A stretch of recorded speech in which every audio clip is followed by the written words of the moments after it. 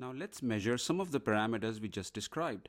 In this segment, we will discuss how to measure flow and pressure. For measurement of flow in the entire cardiovascular system, one can use Fick's method, or one can use special flow assessment methodologies like thallium scanning to assess flow in individual organs. Fick's method is based on the law of conservation of mass and is the most accurate method to determine cardiac output.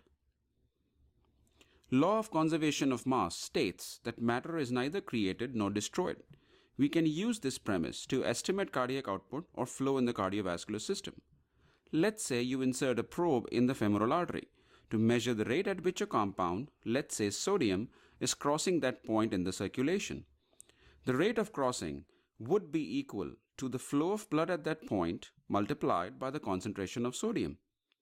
Now let's assume that there are two such probes, one before and one after a point in the circulation where you are adding unknown amounts of additional sodium. So the question you are asking is how to calculate the amount of sodium added. All we have to do is use the rate equation from above.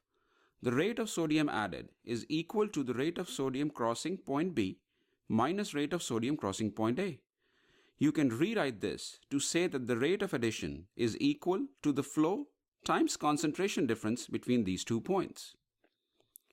Or you can rearrange the equation to deduce that flow in the femoral artery for this example is equal to rate of sodium added from outside divided by concentration difference for sodium between B and A.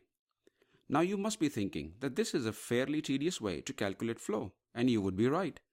All you really need is to add a substance from outside with 2 different concentrations in 2 different parts of the circulation. As it so happens, the lungs are already doing that for us. They add about 250 milliliters of oxygen to the pulmonary capillaries every minute, and the concentration of oxygen is different on the arterial versus venous side.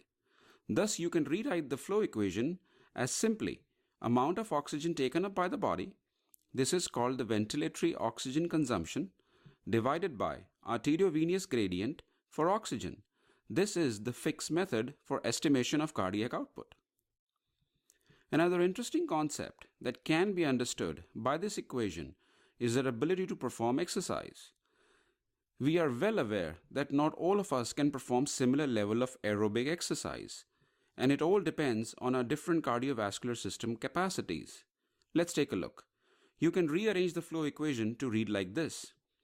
This means your oxygen uptake is dependent on your cardiac output and the ability of your tissues to extract oxygen. We will discuss oxygen extraction more in further videos. Now, as it turns out, the oxygen extraction is fairly limited after a certain point and cannot be increased further. What you can increase, as you will learn in later videos, is your cardiac output.